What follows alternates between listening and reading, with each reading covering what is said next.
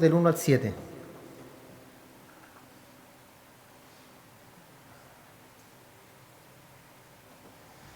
Leemos, dice: Hijo mío, si recibieres mis palabras y mis mandamientos, guardares dentro de ti, haciendo estar atento tu oído a la sabiduría, si inclinares tu corazón a la prudencia, si clamares a la inteligencia y a la prudencia dieres tu voz, si como a la plata la buscares y la escudriñares como tesoro, entonces entenderás el temor de Jehová y hallarás el conocimiento de Dios. Porque Jehová da la sabiduría, y de su boca viene el conocimiento y la inteligencia. Él provee de sana sabiduría a los rectos, es escudo a los que caminan rectamente. ¿Ya? Estuvimos viendo, ¿cierto?, cómo encontrar la sabiduría, y la encontramos en la palabra del Señor, ¿cierto?, en la Escritura. Ahí tenemos la sabiduría. La encontramos escudriñando la palabra del Señor. Y escudriñar, ¿cierto? Hacíamos alusión en cómo en las minas, en la antigüedad, bueno, hoy en día también, en la antigüedad se comenzó todo esto, pero cómo se buscan los tesoros, ¿cierto? Hay que excavar. Para encontrar oro no es superficial, ¿cierto? Yo no voy aquí a un río y lavo tierra aquí superficialmente, ¿cierto? Y voy a encontrar oro, no. Tengo que excavar, ¿cierto? Tengo que ir a lugares donde pueda que haya oro, donde hay una mina. Entonces, en la mineral, aquí el teniente que tenemos es un vivo ejemplo, ¿cierto? Cómo ellos hacen túneles para encontrar el cobre. No está superficial, hay que escudriñar. Y a eso se refiere la palabra del Señor cuando dice: escudriñe las Escrituras, porque en ellas encontrarán la vida eterna. Entonces hay que escudriñar, hay que buscar. Si queremos sabiduría, sabemos que la palabra también nos dice que Dios la entrega, y la entrega en abundancia. Solamente hay que pedirla. Pero nuestra tarea es escudriñar las Escrituras. Dios te va a dar el entendimiento, hermano. Tú a lo mejor dirás: no, yo no entiendo la Biblia, es muy enredada, no comprendo algunas cosas, no importa, lee. Dios pídele sabiduría y Él te la entregará, Él te la va a dar. De eso no hay ninguna duda, hermano, porque la Biblia nos enseña eso. Entonces quedamos en la semana pasada, cuando una persona, ¿cierto?, dice que es un agnóstico, y vimos que esa palabra significa un ignorante, ¿ya? Cuando alguien dice ser agnóstico, es una persona que se autodenomina ignorante, o sea, que no tiene idea de nada, que no conoce absolutamente nada. También vimos, ¿cierto?, que hay gente que escuchamos muchas veces decir que tienen una mente abierta, un pensamiento abierto. Con todo esto que pasa hoy en día, hermano, con las ideologías de género, con todo lo que está aconteciendo en el mundo, mucha gente dice: no, yo tengo una mente abierta, a mí no me molesta que hagan esas cosas. Obviamente, ¿cierto?, a nosotros tampoco nos molesta. El problema es que ellos quieren imponer su estilo de vida a los demás, y el respeto que piden ellos no se ve reflejado, ¿cierto? No es recíproco, ellos no respetan a las personas. Ellos piden respeto, ¿cierto?, pero ellos no respetan a nadie. Solamente quieren imponer su ideología y ellos hacer lo que se les dé la gana, donde se les dé la gana. Entonces, si bien la Escritura no está de acuerdo con esos pensamientos, ¿cierto?, con la homosexualidad, el lesbianismo, todo lo que va desviado en contra de la naturaleza, ya que Dios nos ha creado como hombre y mujer para poder procrear, para que formemos una familia y puedan haber así más personas, ¿cierto?, más familias, procrear en el mundo, que también fue un mandamiento que Dios le dio al hombre. Entonces, tener la mente abierta, hermanos, vimos también que en el hebreo habla de que tenemos que discernir, y que no tenemos, o sea, tenemos que tener la mente abierta, pero tiene que haber un colador en nuestra mente. Mente abierta, ¿cierto?, pero con un colador. Igual cuando colamos las cosas en la casa, cuando cocinamos, así. ¿Para qué? Para que por medio de la Escritura, de la sabiduría que Dios nos da, que nosotros se la pedimos y que aprendemos por medio de la Escritura, podamos saber lo bueno y lo malo. ¿Ya? Podamos entender, comprender sabiduría. Es como el joven que llegó recién acá, ¿cierto? Vimos que él andaba en estado de ebriedad. En otras iglesias, hermanos, no los dejan entrar. No los dejan entrar. Les dicen que se vayan, los echan. Pero la palabra de Dios, ¿cierto?, nos dice que Cristo vino ¿a quién? Él vino a los pecadores. Y ahí el joven estaba contando que tenía problemas con el alcohol y que le costaba mucho salir. Que sus papás eran pastores. Y que le costaba mucho salir del alcoholismo, que no podía. Que le gustaría, decía él, tocar en el coro. Me dijo, ¿por qué no me contratas de corista? Me dijo. Yo quiero tocar, dijo, pero me cuesta tanto salir de esto. Mis papás son pastores, me decía. Entonces vemos ahí un alma, hermano, que necesita del Señor. Y yo le dije que viniera, pero no en esas condiciones. Para la próxima vez, si él quería una oportunidad, porque quería cantar, me decía mi hija. Si quiere una oportunidad, se la doy, pero venga en buenas condiciones, no venga así como estaba. Entonces, ahí hay que usar la sabiduría, hermano, porque muchas veces en otras iglesias los echan. No lo aceptan ahí en ese estado. Claro, sería algo diferente si él entra, ¿cierto? Y se pone a hacer escándalo acá adentro. Ahí obviamente hay que despacharlo. Porque acá, ¿cierto? Es un lugar de orden, donde estamos alabando al Señor, ¿cierto? Escuchando su palabra, pero en orden. Y vemos, hermano, ahí también un vivo ejemplo de cómo el diablo se ensaña con los hijos de los cristianos. Más sobre todo cuando son pastores, hermano. Es increíble cómo el diablo está pendiente, mayormente cuando son hijos de pastores. Hay mucho testimonio, hermano, de hombres famosos que sus hijos han estado perdidos en la droga, en el alcohol, pero Dios en su infinita misericordia los rescata, los salva y los vuelve grandes hombres después de Dios. ¿Para qué? Para dar enseñanza también de todo esto. Entonces nosotros como cristianos debemos proteger a nuestros hijos, proteger lo que ven, lo que escuchan, lo que hacen, siempre estar guiándolos, siempre estar, ¿cierto?, dándoles consejos bíblicos para que ellos no se desvíen del camino. Ahora ya si ellos se desvían, ya no es problema de nosotros, ¿cierto? Nosotros como padres hacemos la tarea y cumplimos esa función de guiar a nuestros hijos, pero si ellos se apartan después, ya es problema de ellos cuando son grandes, cuando son adultos, ya ellos toman el camino, ¿cierto? Dios conoce sus corazones y ellos también ya conocen el camino del Señor. Entonces nosotros no debemos preocuparnos, hermanos. Si el hijo cuando es mayor toma otro camino, solamente debemos orar por él, orar, para que así Dios tenga misericordia y lo rescate. Lo que hizo mi madre, cuántos años orando por nosotros. Ovejas descarriadas, ¿qué? Ovejas lobos nosotros éramos. Coyotes.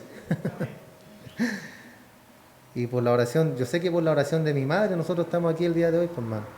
Por la oración de mi madre, porque ella oró muchos años por nosotros. Y nosotros, cierto, como bien dice la Escritura, jamás buscamos al Señor. Jamás estuvo en mi pensamiento estar en una iglesia, jamás estuvo en mi pensamiento estar cantando, estar tocándole al Señor. Nunca, hermano. Entonces, ¿qué pasó ahí? Fue la oración de ella, ¿cierto? Entonces ahí Dios tuvo misericordia y nos trajo a Él. Nos tomó, nos salvó, nos rescató y nos hizo sus instrumentos, hermano. Lo mismo que con ustedes también. Siempre detrás de una persona que llega al Señor está o la predicación del Evangelio o está una persona que está orando por ustedes o está una persona que está intercediendo por ustedes. Y ahí Dios tiene misericordia, hermano, y ahí viene, cierto, también la gracia irresistible, el llamado irresistible del Señor. Porque aunque usted nunca anduvo buscando al Señor, ¿qué pasó que está aquí el día de hoy? ¿Qué pasó que llegó a este lugar si nunca usted buscó al Señor? Fue el Señor que lo trajo, por hermano. El Señor puso en usted la fe, el querer y el hacer, y lo trajo a este lugar. Pero no porque usted quiso, no porque usted buscó al Señor, o porque usted quiso buscar al Señor.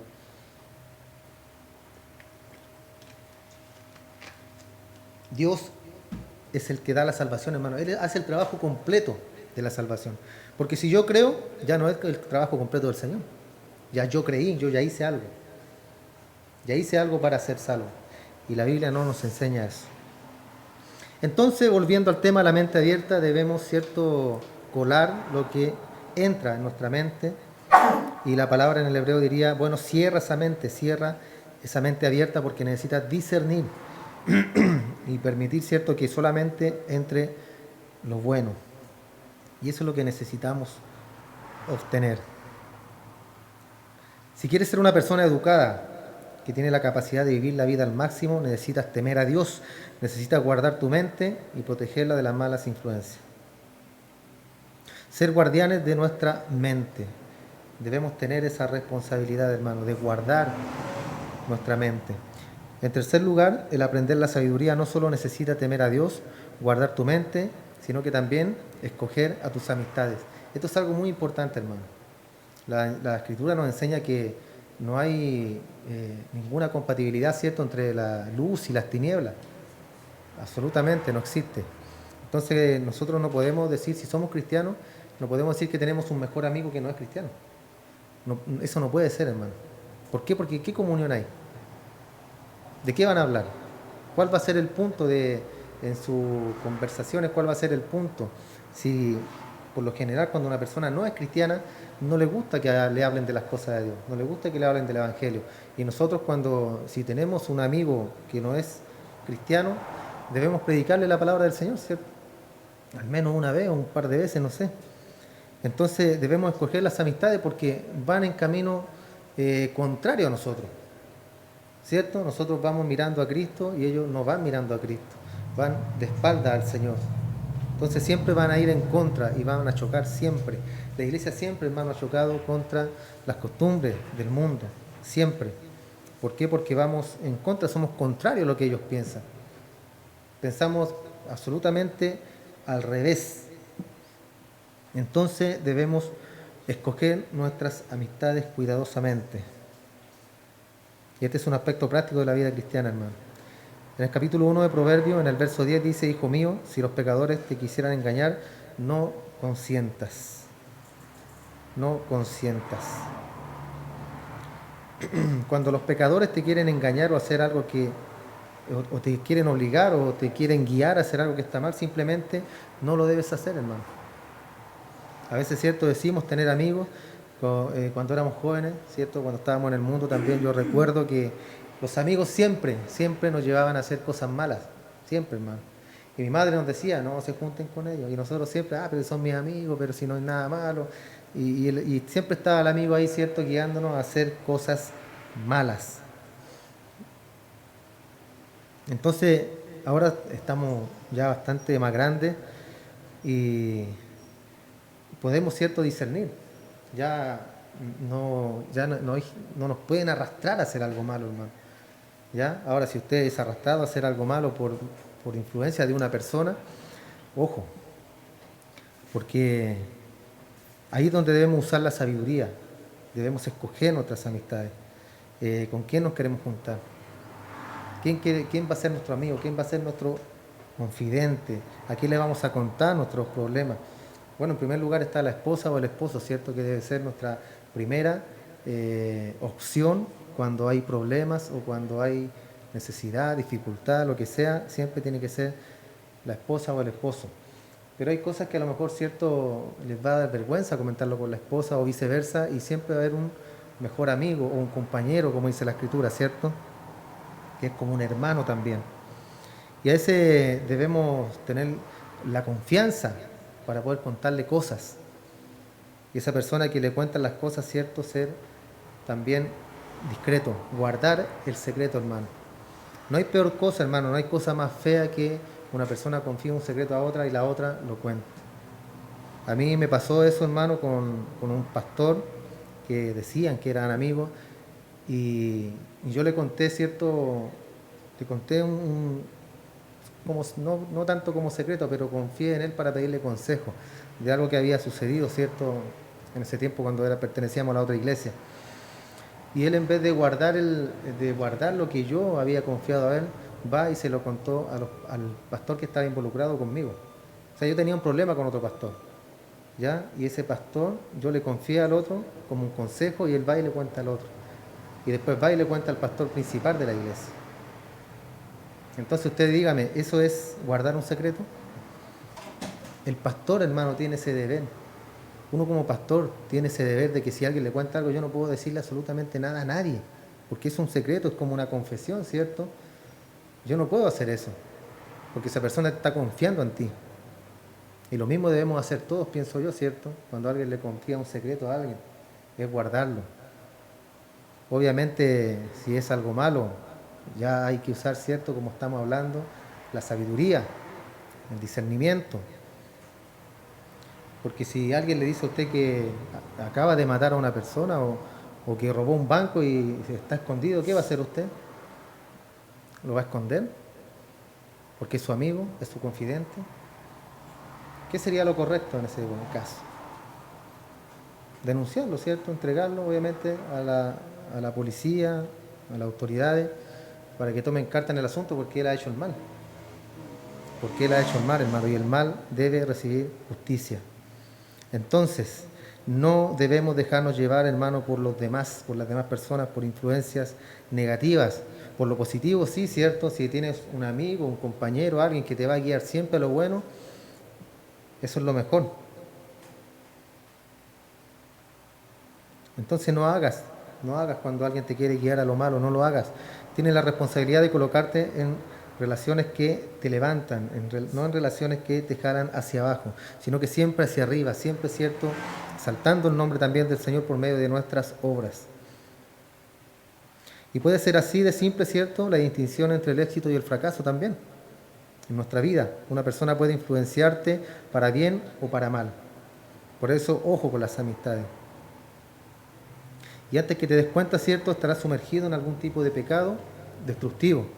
Y también, cierto, o te llevará a una vida piadosa y obediente. Tenemos los dos puntos, hermanos, cuando escogemos una amistad. O te arrastra a lo malo o te arrastra a lo bueno. Una de las dos cosas. Entonces debemos escoger muy bien nuestras amistades. En el verso 11 dice, si dijeren, ven con nosotros, pongamos acechanza para derramar sangre, acechemos sin motivo al inocente, los tragaremos vivos como el Seol. Acá, cierto, claramente es un grupo de personas que quieren hacer el mal. Y sin ningún motivo, ¿cierto? Dice, acechemos sin motivo al inocente. Esto está hablando de los asaltantes, de personas que quieren hacer el mal a otras personas, que quieren quitar, cierto, el fruto del esfuerzo de otras personas. Acechémoslo sin motivo. Después continúa y dice, hallaremos riqueza de toda clase, llenaremos nuestras casas de despojo, o sea, de cosas robadas. Echa tu suerte entre nosotros, tengamos todos una bolsa. Hijo mío, no andes en camino con ellos, aparta tu pie de sus veredas, porque sus pies corren hacia el mal y van presurosos a derramar sangre, porque en vano, se tenderá la red ante los ojos de toda ave, pero ellos a su propia sangre ponen acechanza y a sus almas tienden lazo. Tales son las sendas de todo el que es dado a la codicia, la cual quita la vida de sus poseedores. Entonces vemos claramente acá, cierto, como, imagínense en el tiempo que fue escrito este libro, hermano, por eso cuando dicen que la Biblia es un libro antiguo, anticuado, eso es mentira, hermano. Imagínense, no vemos esto hoy en día, hermano, de gente que, asaltante, uno va en su vehículo con el teléfono y le tiran la mano y se lo llevan y se lo robaron. Se meten a su casa, le roban sus bienes, le roban su dinero, le roban todo lo que pillan y se lo llevan. Y no les cuesta absolutamente nada. Estas personas que van al banco, que las marcan, que les roban el dinero, muchas veces el ahorro de toda su vida, hermano. Y ellos se los roban y se los gastan y aquí no ha pasado nada. Y los pillan y los sueltan. Entonces, ¿es justo eso? No es justo, hermano. No es justo. Llenos de codicia están estos hombres, hermano. Y ahí también, cierto, nosotros debemos usar la sabiduría. Debemos ser sabios en todo aspecto de la vida, hermano. No ser personas confiadas. Debemos ser mansos, dice la Escritura, como ovejas, ¿cierto? Pero astutos como serpientes. No que seamos como serpientes, astutos. ¿Ya? No confundan. Astutos como la serpiente. Y así debemos ser nosotros. Si yo voy a ir al banco a sacar dinero y no lo necesito, no voy a sacarlo. O hago unos giros en un cajero de poco monto para proteger mi ahorro, mi inversión, ¿cierto? Porque es algo que te ha costado a ti. Entonces ir a sacar todo el dinero de una vez que ha pasado, lo hemos visto miles de veces en las noticias, hermano. O cuando vas en tu vehículo, en tu auto y te sacan, ¿cierto? Y se llevan tu vehículo. ¿Te costó cuánto tiempo comprar tu vehículo, tu auto? ¿Para qué? Para que en 5 minutos una persona se lo lleve y no sepa más del vehículo. O lo destruyan, porque eso pasa. Van y se tiran contra un poste, contra una baranda y destruyen el vehículo y ahí quedó todo. ¿Y quién paga? Nadie. Y el esfuerzo de toda tu vida se fue a la basura. ¿Qué debe hacer ahí? Sabiduría. Un dispositivo de seguridad al vehículo, una alarma, un GPS, lo que sea, hermano. Lo que sea. Sabio, ¿cierto? Estoy protegiendo mi inversión. No decir, no, el Señor sabe. Si me lo quieren robar, bueno, que me lo roben. Eso no es así, hermano. Eso no es así. Debemos ser sabios, inteligentes, personas preparadas, hermano, para que no nos engañen tampoco. Entonces esta ilustración que vemos, que habla Proverbios, ¿cierto? Habla de cuán importante es escoger cuidadosamente nuestras amistades. Yo recuerdo cuando joven, hermano, que cuando más cabrito, habían amistades que eran malulos. Yo tuve amigos malos, pero uno ve, no sé qué ve en ellos, ¿cierto? Que lo arrastran a uno. Tienen un poder de convencimiento, de hagamos, vamos nomás, si no pasa nada.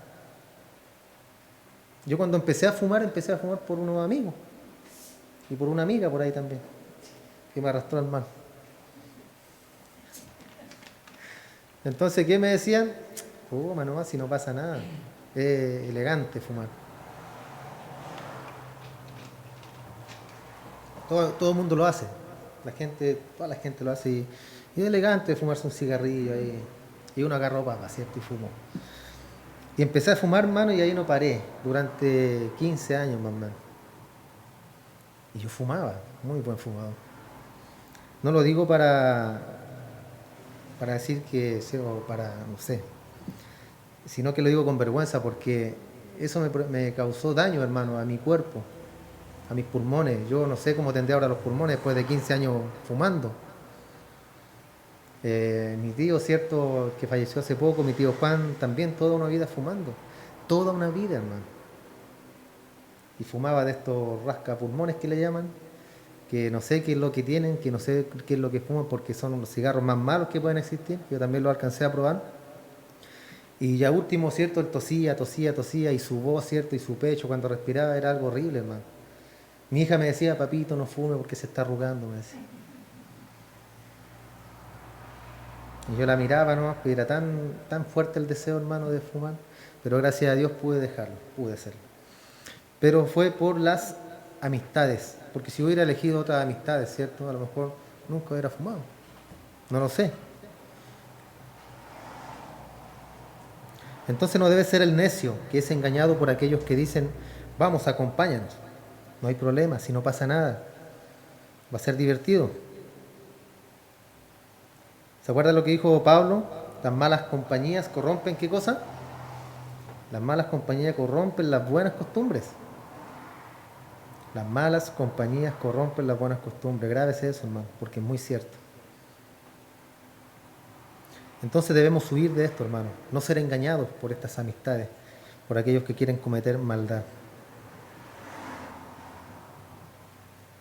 En el capítulo 2, él le advierte, ¿cierto?, acerca de dejar los caminos de la justicia y caminar por los caminos de las tinieblas. Él advierte acerca de los caminos que son torcidos y que desvían. Él advierte acerca de ser liberado de la mala mujer también, de la adúltera, que adula con sus palabras. Entonces tienes que escoger muy bien tus amistades. Eso es algo absolutamente esencial, hermano, en nuestra vida. Tanto vida cristiana como vida espiritual, como carnal también, la vida secular. En la Biblia también en Proverbios habla de un hombre con muchos amigos que llega a la ruina. Pero también habla de un amigo que es más cercano, que es como un hermano. Y esta palabra en el hebreo se traduce amigo 2 veces, hermano, en este versículo. Y son palabras diferentes. Dice un hombre de muchos, reyá, esa es una palabra. Dice llega a la ruina, pero hay un ahab, que es también la palabra amigo, pero hay un ahab, amigo, quien se mantiene más cercano que un hermano. Entonces, en primer lugar, ese hombre reyá significa una persona conocida. Habla de un conocido. Nosotros de repente tenemos personas conocidas, ¿cierto? Pero que no son amigos. Pero las conocemos. Conversamos, compartimos hace un tiempo con ellos, pero no son precisamente amigos. Son relaciones superficiales. No hay un afecto tan profundo. Pero hay un ahab. Y esto significa un amigo amoroso, un amigo leal, un amigo íntimo.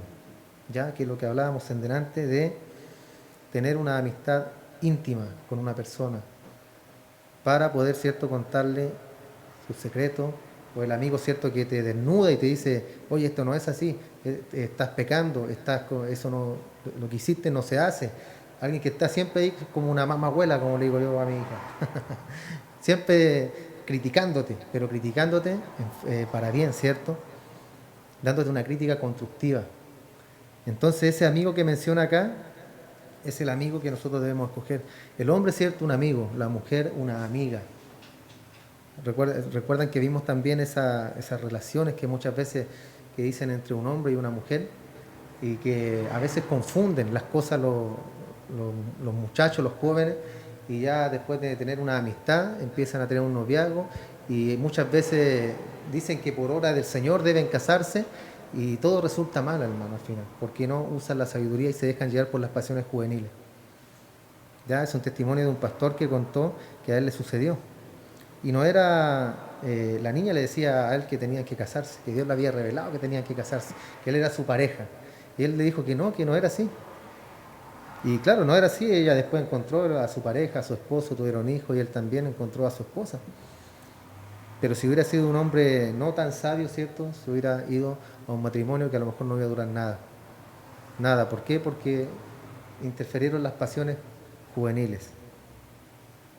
Entonces las relaciones superficiales, si lo único que tenemos nosotros en nuestra vida son muchas relaciones superficiales y triviales, ¿cierto? Sin importancia, vamos camino a la ruina, hermano.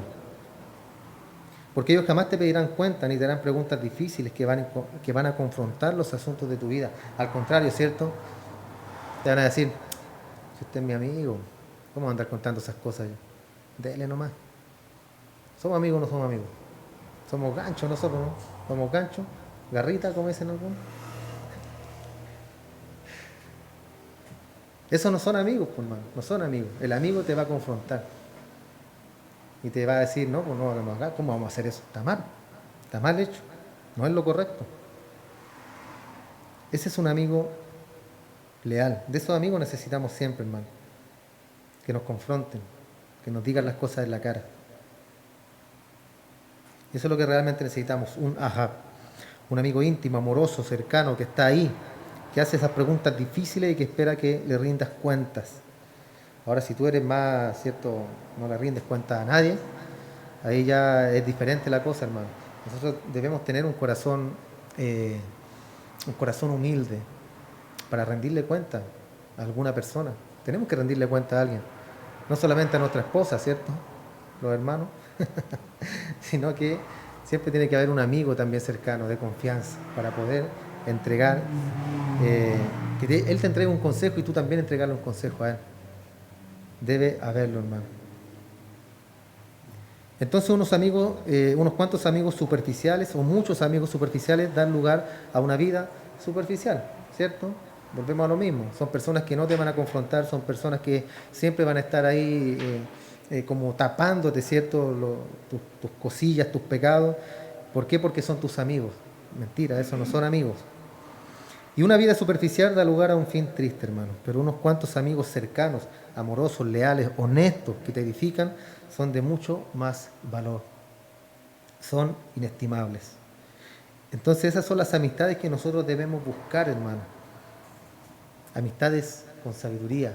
Amistades que tú sabes que les puedes contar un secreto, ¿cierto? O confesarles algo y que recibirás un consejo de parte de ellos. A lo mejor tú lo tomarás como una crítica, pero es un consejo, o una crítica constructiva como lo acabamos de mencionar. Entonces cuando hablas de obtener sabiduría estás hablando de aprender a temer a Dios, de guardar tu mente, de escoger a tus amistades y número 4, controlar tu cuerpo. Proverbios 5:21, porque los caminos del hombre están ante los ojos de Jehová y Él considera todas sus veredas. O sea, Dios está mirando todos nuestros caminos. Nosotros jamás vamos a engañar a Dios, hermano. ¿Ya? Usted no piense que va a engañar al Señor porque el juicio de Dios, dice la Escritura, será según verdad. Y eso significa que Dios está en todas partes, hermano. En todos lados está el Señor. Dios está aquí con nosotros ahora y Dios está también en un prostíbulo. Él está ahí. Dios está en un antro, Dios está en una discoteca. Todos los lugares donde hay maldad, Dios también ahí está. ¿Cuál es la diferencia, hermano? Que Dios no se manifiesta en esos lugares. En la iglesia Dios se manifiesta, Él se glorifica aquí. En un prostíbulo no se glorifica, pero Dios está ahí. ¿Por qué? Porque ¿cómo va a juzgar Él después? Si no estuvo ahí. ¿Ya? Entonces Dios está en todos lados, hermano. Pero se manifiesta en los lugares donde Él se glorifica, donde a Él le alaban, donde a Él le sirven. ¿Por qué? Porque el juicio de Dios será según verdad. Él considera todas las veredas del hombre. y así va a juzgar después, porque tendrá que tener las pruebas, ¿cierto? Porque no va a decir, no, yo no estuve nunca en un prostíbulo, así que yo no sé qué pasó ahí, yo no sé quién entró ahí, no lo sé. Eso va en contra, ¿cierto?, de los atributos de nuestro Dios, que Él es omnipresente, que está en todos lados, en todo lugar. Así que cuando somos tentados por el pecado, hermano, recordemos que Dios está ahí. Cuando seas tentado por el pecado, cuando cometas pecado, cuando sea fuerte, ¿cierto?, la tentación, recuerda que Dios está ahí. Siempre Él estará ahí. Proverbios 5:21, porque los caminos del hombre están ante los ojos de Jehová, y Él considera todas sus veredas. Entonces Dios lo ve todo, Él ve absolutamente todo.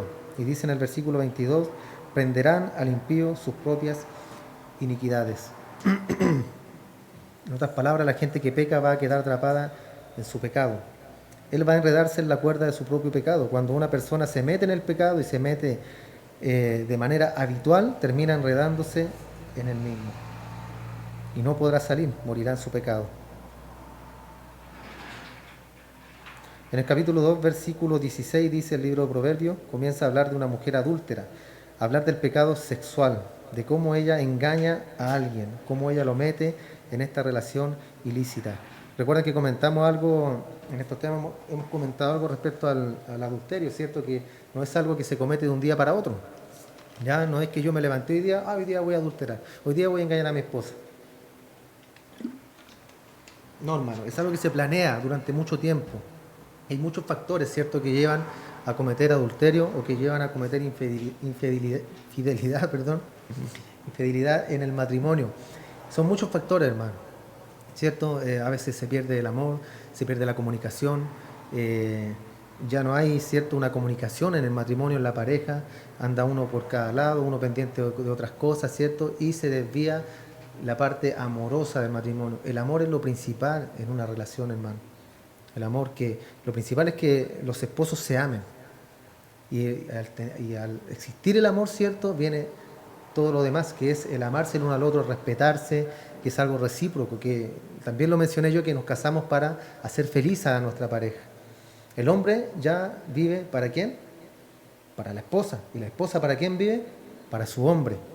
Eso es bíblico, hermano. Eso está en la Escritura. ¿Por qué? Porque así funciona el matrimonio. La casada, dice, se debe a su esposo y después también al Señor. La soltera se debe al Señor, ¿cierto? 100% al Señor. Después que se casa, ¿cierto?, va prioridad al esposo. ¿Para qué? Para que la relación funcione, hermano. Entonces, cuando no hay amor, cuando ya se va desviando, cuando se va apagando el fuego, ¿cierto?, se va muriendo la flor, suceden estas cosas. Porque ya no hay cariño, ya no hay una caricia, no hay una palabra de amor, ¿cierto? No hay nada, hermano, en el matrimonio. Ahí es donde el hombre o la mujer empiezan a mirar para el lado. Ahí es donde el diablo también empieza, ¿cierto?, a meter sus manitos. Y que la del trabajo te cierra el ojo, y por ahí empieza la cosa, y un día le cierra el ojo, y el otro día ya le empieza a hablar, y así va pasando el tiempo, y al final no te das ni cuenta y estás enredado en una relación ilícita. ¿Pero por qué pasó esto? Porque se fue el amor, hermano. Se fue el amor. Por eso hay que cultivarlo todos los días, a diario, siempre. No debe faltar en tu matrimonio, ¿cierto?, el abrazo, el beso, el buenos días, el buenas noches, el agarroncito por ahí también, que todos los hombres tienen esa maña, ¿cierto?, que está en la cocina la mujer y ¡ay! ¿Qué te pasa? Que es típico eso, ¿cierto? Muchos dicen, no, pero ¿cómo va a ser eso? Pero eso es típico en una relación, hermano. La confianza en el matrimonio. No tener vergüenza tampoco. Que a la mujer le da vergüenza de vestirse frente a su hombre. Que al hombre le da vergüenza de vestirse frente de su esposa. Eso no debe pasar, debe ser una confianza absoluta, hermano, entre el hombre y la mujer. En todo sentido. En la relación sexual también. Debe ser una conexión entre ambos. Para que funcione, ¿cierto? Entonces, cuando pasa esto, hermano, no debemos echarle la culpa al diablo, que es el primero, ¿cierto?, en la lista. No, yo cometí adulterio porque el diablo está ahí y dice, ¿a dónde? ¿Yo cuánto? Si fuiste tú, ¿por qué me echáis la culpa a mí? Y muchas veces le echamos la culpa al diablo de cosas que nos pasan y no es así, hermano. Son nuestros actos, nuestra conducta la que nos llevan a cometer pecado, y el pecado trae consecuencias. Entonces eso debemos tenerlo claro, hermano. El diablo de repente sí mete la mano por ahí, por acá, también tiene que ver él, pero nosotros somos los que hacemos las cosas, cometemos el pecado. Entonces, dice, hablamos como ella engaña a alguien, como lo mete en esta relación ilícita, y eso se convierte en un tema que lo vemos a lo largo de Proverbios hasta el capítulo 7. Proverbio quiere que seamos muy cuidadosos con el dominio propio en el área sexual.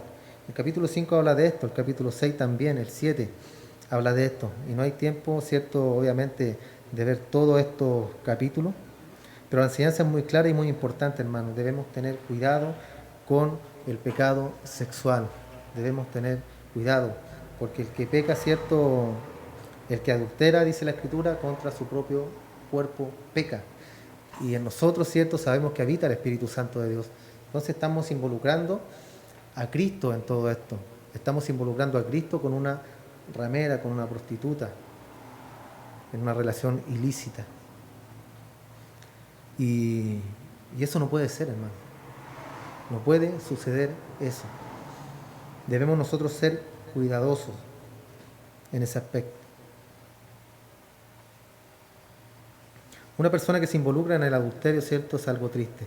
Puede ser el fin de esta persona por medio del adulterio, del pecado. Camino al Seol es su casa, ¿cierto? Esto habla de la casa de la adúltera, de la mujer adúltera, que conduce a las cámaras de la muerte. Mas el que comete adulterio es falto de entendimiento, corrompe su alma, el que tal hace, herida y vergüenza hallará, y su afrenta nunca será borrada. Es algo que difícilmente será borrado o será removido de la mente de la persona que lo hace. ¿Dios perdona ese pecado? Sí, Dios lo perdona, hermano.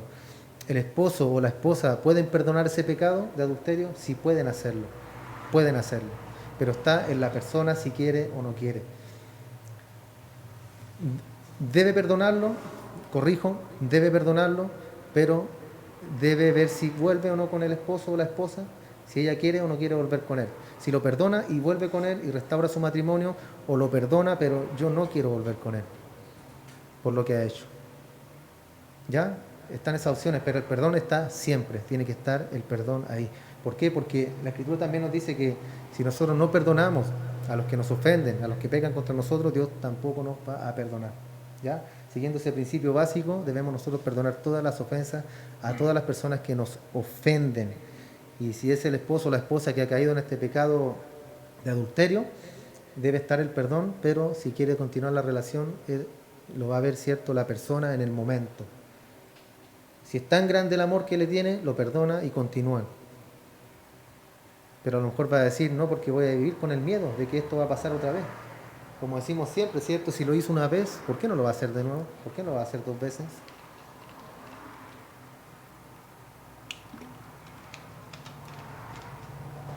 Si un pastor comete este pecado, ¿puede volver a predicar? ¿Puede volver a ministrar? ¿Puede volver a estar a cargo de una iglesia? ¿O cualquier pecado sexual que cometa también? No es cierto, no puede. Dios me perdona, pongámonos en mi caso, ya yo el pastor, ya cometí adulterio. ¿Puedo estar acá? No puedo estar acá. ¿Por qué? Porque la palabra dice que el ministro debe ser irreprensible. Y aquí leímos recién, dice, su afrenta nunca se borrará, siempre estará ahí. Hace mucho tiempo un pastor, ¿cierto?, una iglesia muy famosa en Santiago, cometió un pecado sexual. Y usted lo ve ahora y está ministrando nuevamente, hermano. Entonces, ¿con qué cara él va a predicar contra el adulterio? ¿Con qué cara él va a predicar contra la homosexualidad? Porque fue un pecado de homosexualidad. ¿Con qué cara lo va a hacer? Entonces en esa iglesia jamás se va a hablar de ese tema. Nunca se va a hablar del pecado sexual. ¿Por qué? Porque él no tiene moral para predicarlo, no tiene moral para hacerlo. Entonces Dios lo perdona, sí lo perdona, pero siéntate. Ya no puedes seguir. Ya no puedes seguir pastoreando. Por eso debemos nosotros tener mucho cuidado, hermano. Sobre todo los hombres, ¿cierto? El hombre es más propenso a hacer esto. Y pensarlo 1.000.000 de veces antes de cometer este pecado. ¿Por qué? Porque te va a costar tu familia. Le va a costar, muchas veces le cuesta el futuro a los hijos, porque salen muy dañados, muy perjudicados cuando se rompen las relaciones de los padres. Entonces debemos tener cuidado en este pecado, hermano, que es muy común en este tiempo. Muy común. Vemos gente, ¿cierto?, que se casa y a los 2 meses ya están separados y se vuelven a casar y duran 6 meses y se vuelven a separar y se vuelven a casar y así sucesivamente, hermano. Y toman esto como algo, como un juguete, cuando el matrimonio es algo sagrado, hermano. Y ellos juran ante el altar y dicen hasta que la muerte los separe. ¿Y dónde quedó ese juramento? O sea, son personas mentirosas, sin entendimiento, porque toman esto como algo, como un juego, el matrimonio. Por eso uno cuando se casa tiene que estar muy seguro, hermano, muy seguro. A no ser cierto que le tengan una pistola por la espalda, como hacían antiguamente, y lo casen a la fuerza. Porque el matrimonio es hasta que la muerte nos separe. ¿Cierto, mi amor? Entonces es algo triste, hermano, cuando pasa esto, por todas las consecuencias que acarrea todo esto. Consecuencias mortales, hermanos, fatales en el ámbito del matrimonio. Entonces es una mancha de este, hermano, que nunca se quita, nunca se va a quitar. Entonces debemos conocer cuán importante es el dominio propio, hermano. Dominio propio. La falta de dominio propio destruirá todo lo bueno que ha sido cultivado en tu vida. Puedes llevar mucho tiempo de cristiano, mucho tiempo, hermano, en la iglesia, en los caminos del Señor, pero si no tienes dominio propio, en algún instante caerás en pecado y tu afrenta, como leímos recién, cierto, jamás será borrada. Por eso debemos ser sabios, hermano, buscar la sabiduría en todo momento, para que cuando venga la tentación, pensarlo, no lo voy a hacer, no puedo hacer esto, no debo hacerlo. Todo lo que tus padres hicieron, todo lo que tus abuelos esperaron y oraron en tu vida, todo lo que tus amigos cristianos hicieron por ti en algún momento, todo lo que viniste a aprender acá a este lugar, todas las canciones, ¿cierto?, que cantaste también al Señor, todo eso simplemente lo tirarás a la basura si entras en este tipo de pecado, que te deja con una desgracia terrible. Es un mundo difícil allá afuera, hermano, y hay una cantidad tremenda de solicitudes para pecar sexualmente. Es increíble, hermano, cómo este pecado, ¿cierto?, se ha incrementado en todos estos años. Ahora para promocionar un chicle sale una mujer desnuda en la televisión, ¿cierto? ¿Qué sentido tiene?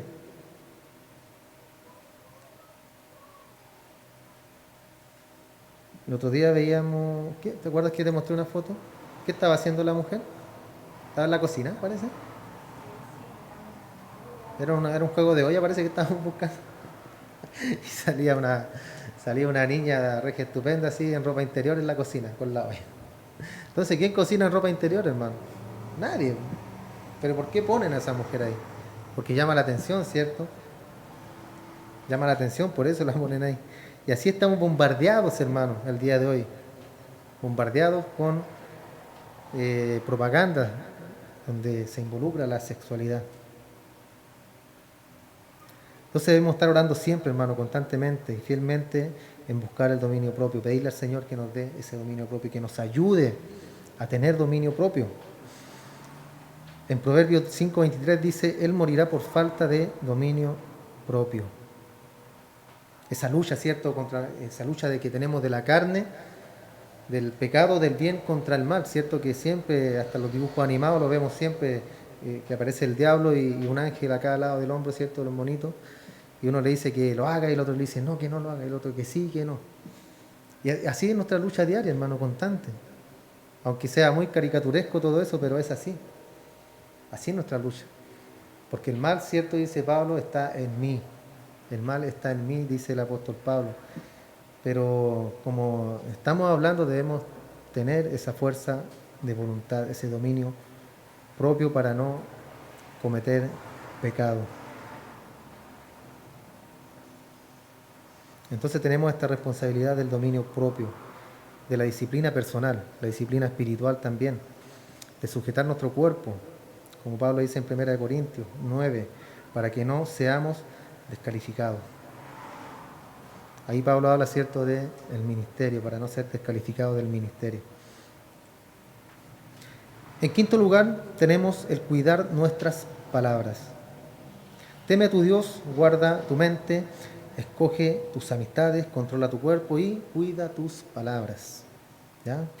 Cuida tus palabras. Y en todo sentido, hermano. Aparta de ti la perversidad de la boca, en Proverbios capítulo 4, verso 24. Aparta de ti la perversidad de la boca. Di la verdad. Cuando hables, habla con la verdad. Y aleja de ti la iniquidad de tus labios, para que guardes consejo y tus labios conserven la ciencia, el conocimiento, ¿cierto? Porque cuando somos mentirosos, después difícilmente nos creen.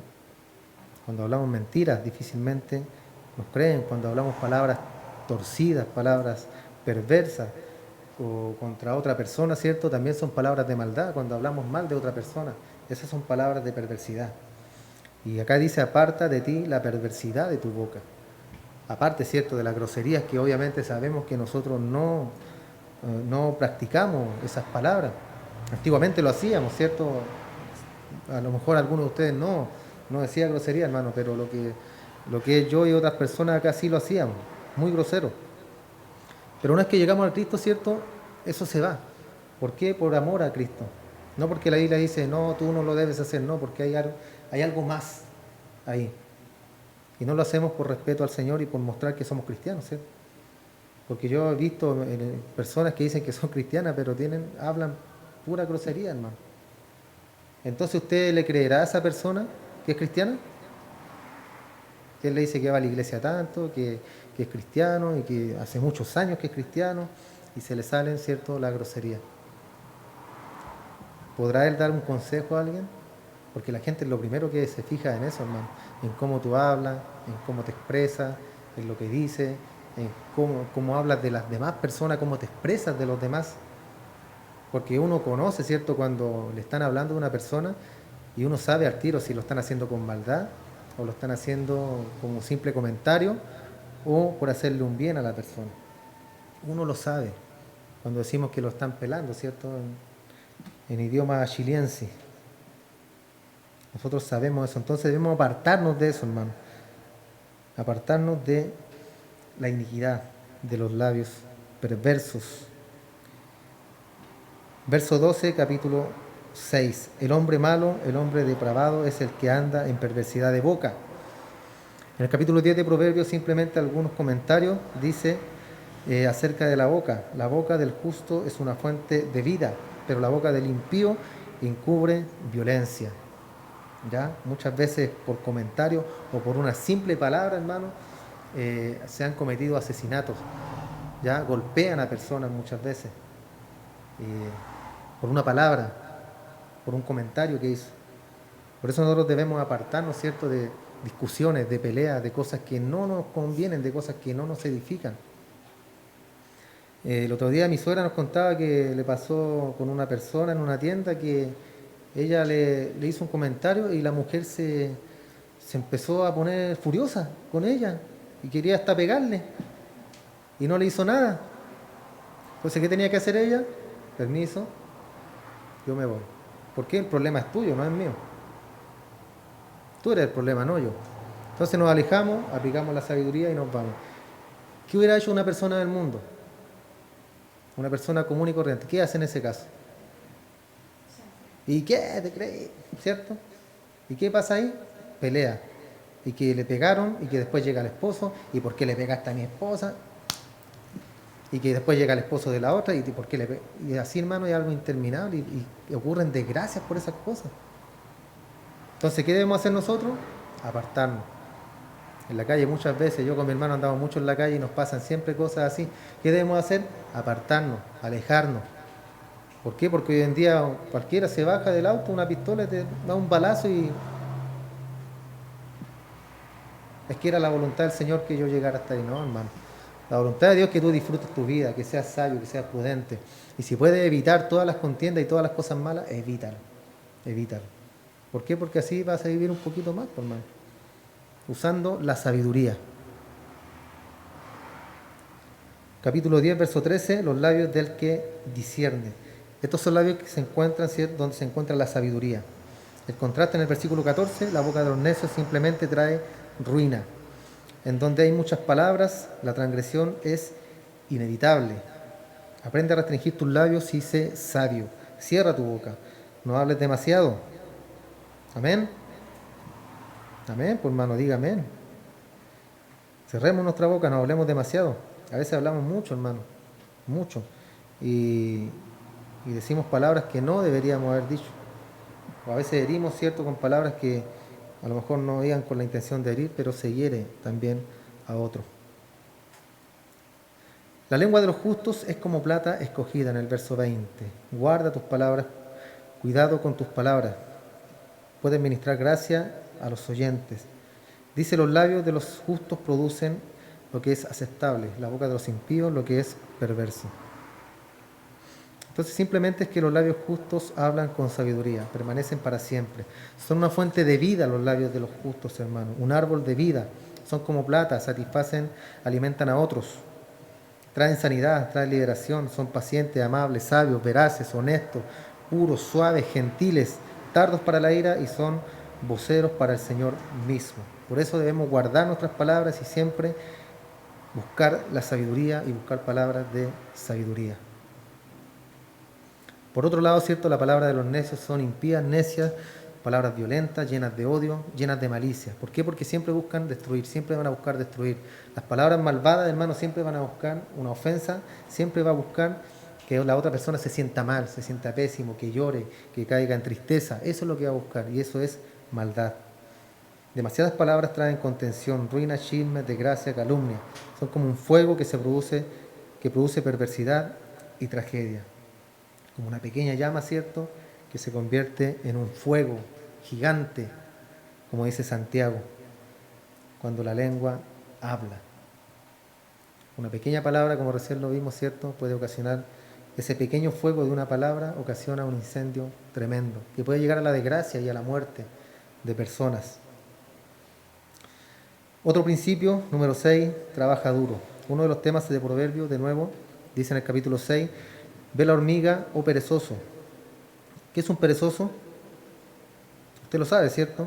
Un flojo. Ese es un perezoso, una persona floja.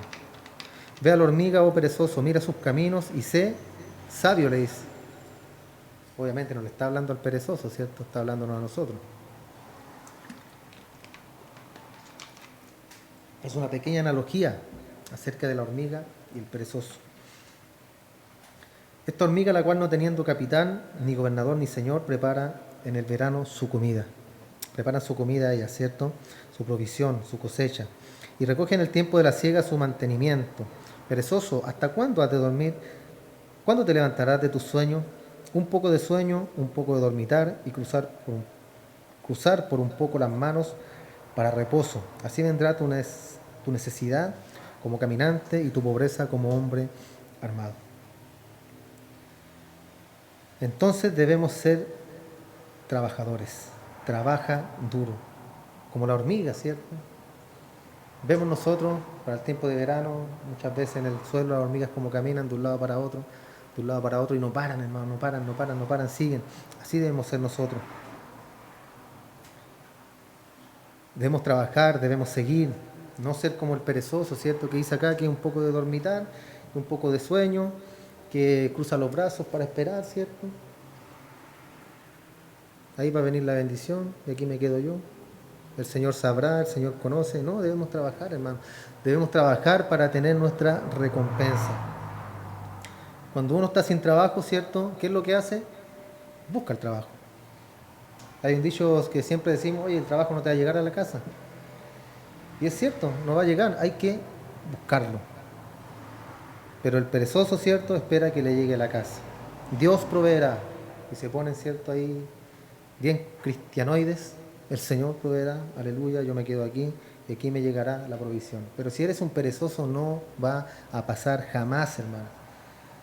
Ahora si tú estás, ¿cierto?, moviéndote, buscando trabajo, tirando currículum, papeles para acá, para allá, para todos lados y ves que no hay resultado, bueno, despreocúpate, Dios tiene el control de todas las cosas y Él va a suplir. Aquí mi hermano José es un vivo ejemplo.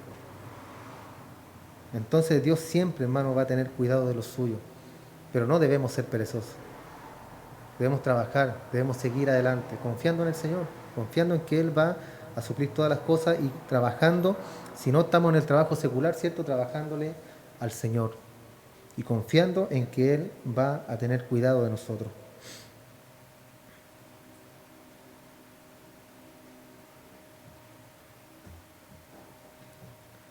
La gente va a la universidad, ¿cierto? Y dice, quiero tener una carrera, quiero ganar dinero en la vida.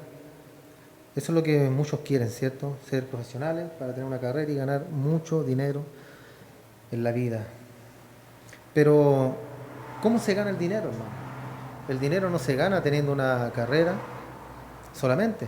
Hay que ejercerla, ¿cierto? Y hay que trabajar duro. Hay que trabajar duro para ganarse el dinero. Y si no lo haces, no ganarás absolutamente nada. Por mucho que estudies, por mucho que quieras hacer algo, si tú no mueves tus manitos y tus piececitos, jamás vas a conseguir nada, hermano. Detrás de todo siempre hay un esfuerzo. Siempre hay un esfuerzo. Mucha gente, es cierto, hoy en día con esto del estallido social, muchas personas dicen que unos tienen más y otros tienen menos. Si bien es cierto eso que la riqueza está distribuida en unos pocos lugares, pero muchas de esas personas, cierto, han trabajado duro toda su vida para tener eso. Ilícitamente también. Mucho ilícito en todo eso, para obtener mucho más dinero, mucha más riqueza. Pero hay gente, cierto, común y corriente que trabajan duro todos los días para tener lo que tienen. Entonces eso no está mal, hermano. Lo que, lo que está mal acá en este país, cierto, que porque se produjo también este estallido social, es porque no hay oportunidades, hermano. No hay oportunidades. Yo cuando quería trabajar solo, busqué en todos lados, hermano, que me prestaran dinero y nadie me prestó plata. Entonces, ¿cómo alguien puede surgir o salir adelante si no hay oportunidades, si nadie confía en ti? Y es triste, y es así, hermano. Hay muchas personas que no tienen estudio, pero tienen muchos talentos, muchas cualidades, hermano, que si tú pones cierta cantidad de dinero en ellos, te la multiplican. Porque son personas inteligentes, que no necesitan estudio. Pero eso es lo que falta en este país, hermano. Y eso es lo que la gente también reclama. Si hay muchos que tienen mucho, bueno, está bien, pues ellos de alguna forma lo consiguieron. Pero así hay otros que tienen poco, pero que son flojos, hermano, que no trabajan, no le trabajan un día a nadie y quieren que todo les den. Están los dos extremos, ¿cierto? Por eso nosotros debemos, como dice la Biblia acá, debemos trabajar duro siempre, hermano. Y no complicarnos con lo que ha de venir o con la provisión diaria, porque Dios tiene cuidado de nosotros. Cuando tú te enfocas en trabajarle al Señor y en vivir para el Señor, Él te va a suplir, hermano. Él te va a suplir. La Biblia dice que no te dará mucho ni te dará poco, ¿cierto? Para que no reniegues contra el Señor. No te dará mucho para que no te apartes de Él, sino que Dios siempre te va a tener en una situación en la que Él quiere que tú estés.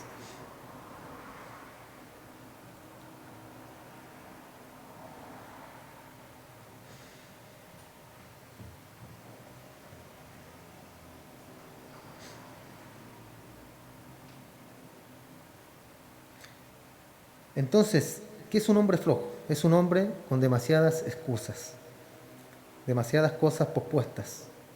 Propone mucho, dice no. Muchas veces dice no.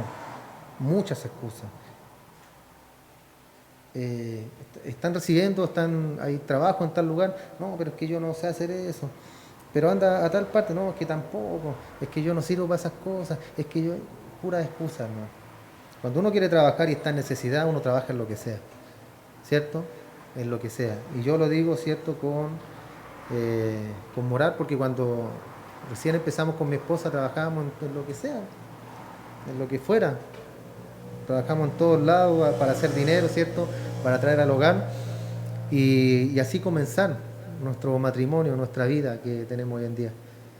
Entonces, cuando el hombre es flojo, siempre van a haber excusas. O cuando la mujer es floja, siempre van a haber excusas para todo. Pobre es el que trabaja con una mano floja. ¿Quieres ser pobre? No trabajes duro. Pero la mano de los diligentes enriquece, dice Proverbios capítulo 10, versos 4 y 5. Entonces esa es una promesa, hermano, que viene de la misma palabra de Dios. Pobre es el que trabaja con una mano floja, pero la mano de los diligentes enriquece. Tú trabajas duro, ¿cierto? Tendrás tu recompensa. Entonces, según Proverbio, el hombre flojo sufrirá hambre, pobreza, fracaso, porque él está durmiendo en medio de la cosecha. Él quiere, pero no trabaja para satisfacer su deseo. Él quiere, pero sin trabajo, sino que quiero que me lo den. ¿Por qué? Porque lo merezco. Soy pobre. Les encanta dormir y están pegados a su cama. Entonces, el primer principio del éxito, ¿cuál es? Levántate y trabaja. Levántate y levántate temprano. Levántate temprano, vístete, sal de casa y trabaja. Pero el hombre flojo, ¿cierto?, está pegado a su cama. Es más rico dormir, ¿cierto? ¿A quién no le gusta dormir? A todos nos gusta dormir. Es rico dormir, sobre todo cuando estás muy cansado y al otro día despiertas y suena el teléfono a las 7 de la mañana y tienes que levantarte. ¿Qué es lo que debes hacer ahí? Levantarte al tiro, hermano.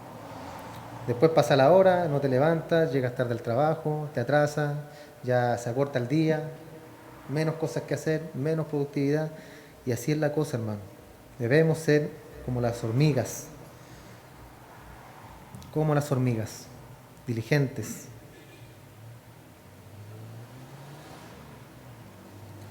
Y algo común también en la gente floja, hermano, que siempre tienen un tipo de plan así como mágico para enriquecerse y para hacerlo rápido. Y lo triste es que nunca llega. Nunca llega. Me acuerdo de una película, yo ahora me acordé recién que vi esto. Y le decía, el hijo le decía, no, si estoy preparando algo, le decía al papá, estoy preparando algo y esto sí va a ser un gran éxito y me voy a hacer millonario. Y tenía no sé cuánta edad, ya estaba por jubilarse ya y todavía vivía con los papás. El papá le decía, oye, toda tu vida he estado diciendo lo mismo. Que este sí es la hora, que este sí, ahora sí te va a hacer rico. ¿Por qué no trabajas duro mejor? Trabaja. Trabaja para que puedas tener riqueza, para que puedas tener tus bienes, pero no siempre esperando la oportunidad y nunca le resultaba. Entonces, si nosotros estamos así buscando la oportunidad de hacernos ricos, hermanos, estamos equivocados. La Biblia nos dice que trabajemos, trabaja duro, ahorra y así poco a poco, ¿cierto?, irás saliendo a flote, poco a poco irás obteniendo, ¿cierto?, tu riqueza, que no es malo obtener tu riqueza, lo malo es tenerle amor a esa riqueza.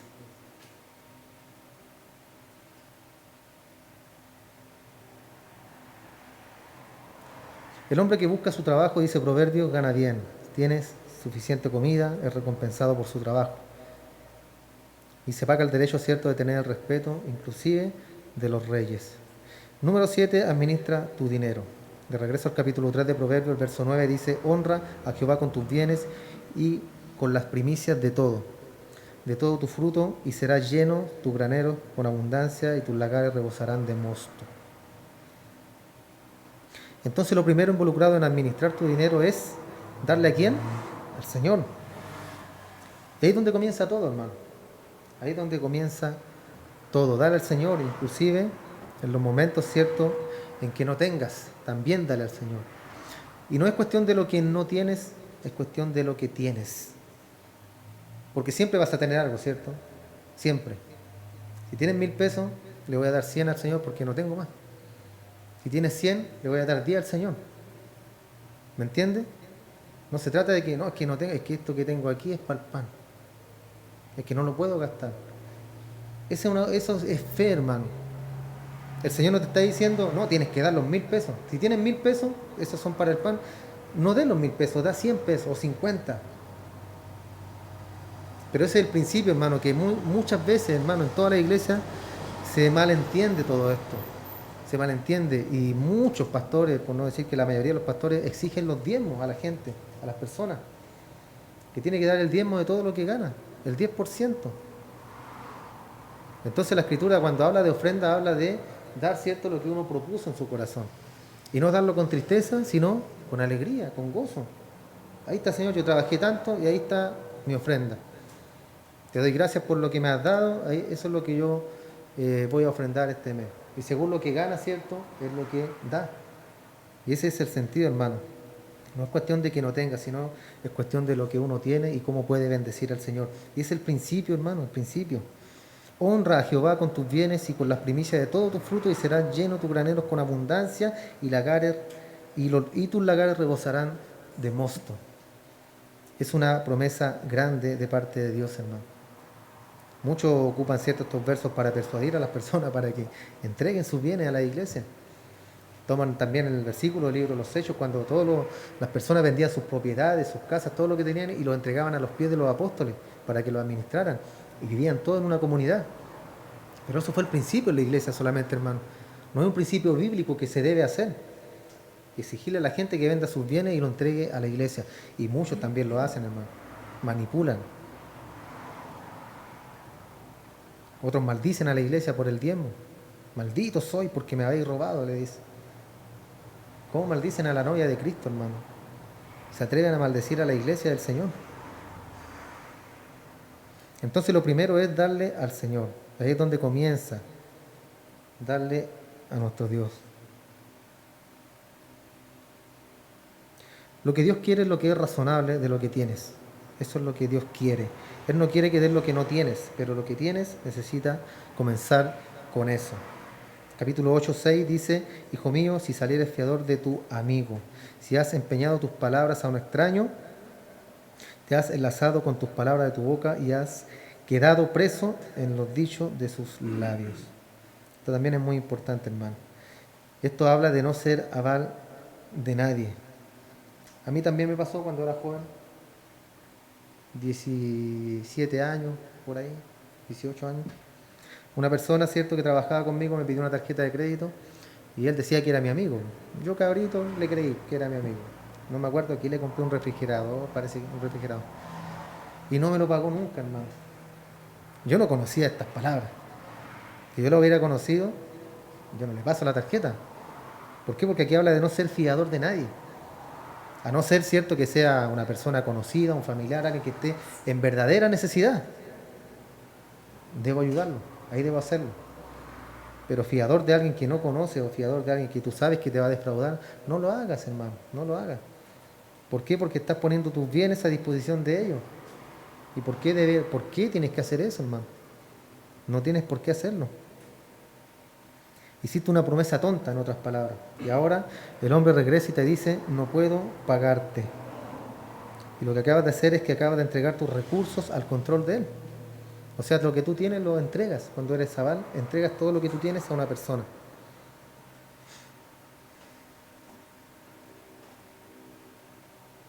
Entonces no seamos fiadores de nadie, hermano. Porque te va a costar tus propios recursos. No lo hagas.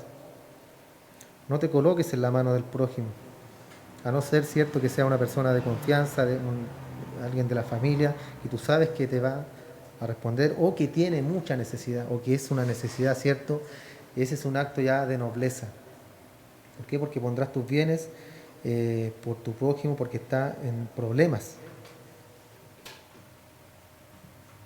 Y una ilustración de esto en el verso 27: no te niegues a hacer el bien a quien es debido, cuando tuvieras el poder para hacerlo. No te niegues a hacer el bien. ¿A quién? A quien es debido. No a cualquiera, hermano. No a cualquiera. Entonces es importante que podamos comprender estas palabras de la Escritura, que seamos sabios, pidamos sabiduría al Señor, porque muchas veces nos pasamos, hermano, nos pasamos de tontos muchas veces. Nos pasamos. ¿Por qué? Porque cristianizamos todas las cosas. Y que el cristiano tiene que ser bueno, y que si te dan en una mejilla, pon la otra. Y al final sacamos todo de contexto, hermano. Sacamos todo de contexto cuando, y insisto, la Biblia nos dice que debemos ser mansos como ovejas, pero astutos como serpientes. Debemos usar nuestra sabiduría. Debemos usar nuestra sabiduría, hermano. En otras palabras, cuando tu prójimo tiene una necesidad, no la retengas. Si lo tienes, dalo. Muestra amor, cultiva amistad. Dale a tu prójimo, sé generoso. Así debemos ser nosotros, generosos, hermano. Entonces, resumiendo, lo más importante que puedes aprender es la sabiduría, que no es algo nebuloso, que está ahí en el aire. Algo conceptual. La sabiduría es la capacidad en la vida y comienza con temer a Dios y pasa a guardar tu mente, a escoger tus amistades, controlar tu cuerpo, a cuidar tus palabras, a esforzarte en trabajar, a administrar tu dinero y amar a tu prójimo. Simple, ¿cierto?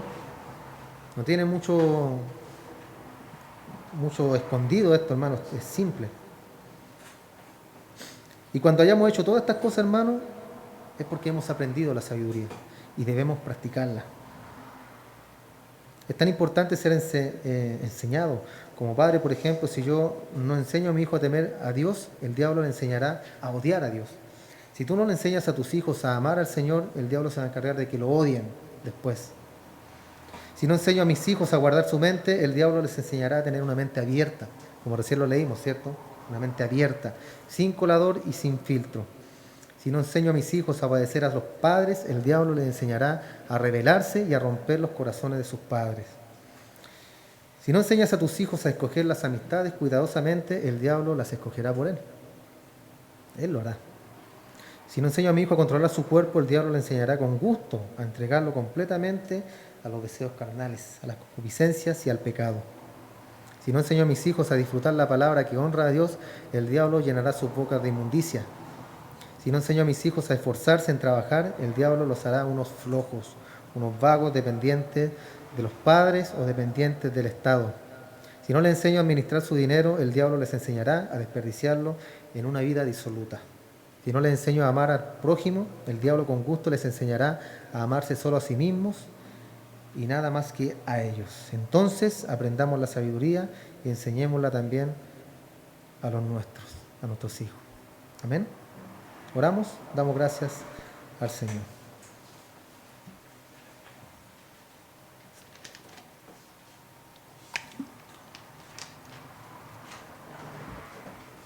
Muchas gracias, Padre, por tu palabra. Queremos, Señor, en esta hora que derrame sabiduría sobre nosotros. Te lo pedimos, Padre, te rogamos, en el nombre de Jesús, que la sabiduría sea derramada en cada uno de los que estamos en este lugar, mi Señor, de cada uno de los que escuchen este mensaje, de los que escuchen esta palabra, Dios mío santo, que puedas tú derramar sabiduría y en abundancia. Y de la mano, Señor, también que eso lleve a escudriñar las Escrituras, a buscarte a ti, Señor, cada día y a practicar tu palabra, Dios mío santo. ¿Cuánta falta nos hace tener sabiduría, Señor? ¿Cuánta falta nos hace muchas veces ser sabios? ¿Cuántas veces, Señor, nos hace mucha falta cerrar nuestra boca, cerrar nuestros labios, Señor, y distanciarnos? ¿Cuántas veces nos hace falta también, Señor, escoger a nuestras amistades? ¿Cuántas veces nos hace falta, Señor, administrar bien nuestro dinero? Muchas veces también nos falta, Señor, ser generosos con quien lo necesita, con quien tiene necesidad, Padre. Pero ahí estás tú, Señor Santo. Sabemos que ahí estás tú, Padre. Y te rogamos que te glorifiques en nuestra vida con todo lo que hemos visto el día de hoy, para que podamos honrarte y podamos glorificarte con nuestros bienes, con nuestra vida, con nuestras actitudes, con nuestros actos, Señor. Que podamos honrarte a ti, Padre. Que eso sea lo único importante en nuestra vida. No lo que piensen los demás de nosotros, sino lo que pienses tú de nosotros, Señor. Ese es el punto crucial, Dios, que lo que tú piensas de nosotros. Porque la gente, Padre, muchas veces pensará cosas acerca de nuestra vida, de nuestras actitudes. Y a veces podemos pecar o podemos caer, Señor, en ciertas actitudes que a lo mejor no te alaban a ti, Padre. Y la gente va a pensar mal de nosotros, pero somos hombres y mujeres pecadores, Dios, y vamos a caer, vamos a pecar. Y por eso te pedimos que nos ayude, que nos dé fuerza, que nos dé sabiduría, Señor, para que antes de abrir nuestra boca, para que antes, Señor, de hacer algo, pensemos en si te agrada a ti, Señor, si te glorifica a ti o te va a ofender a ti, mi Señor. Derrama sabiduría sobre nosotros, Señor, en abundancia. Gracias te damos, Señor, por tu palabra, por tu consejo y por todo lo que has hecho con nosotros hasta el día de hoy. Perdona nuestras faltas, nuestros pecados. Y acuérdate, Señor, que somos carne de pecado, que somos hombres y mujeres, Señor, insignificantes, pecadores, buscando a un Dios santo, buscando a un Dios poderoso, buscando a un Dios que todo lo sabe, que todo lo escudriña, Señor, y que no hay nada oculto ante tus ojos. Acuérdate de eso, mi Señor, y cada día lávanos, límpianos y restáuranos, Señor, para continuar y para seguir adelante en esta vida cristiana, Señor, en la cual perseveramos hasta el fin, hasta que llegue nuestra salvación. En el nombre de Cristo Jesús te damos gracias, Padre. Amén y amén. Gracias, Señor. Dios les bendiga, hermano.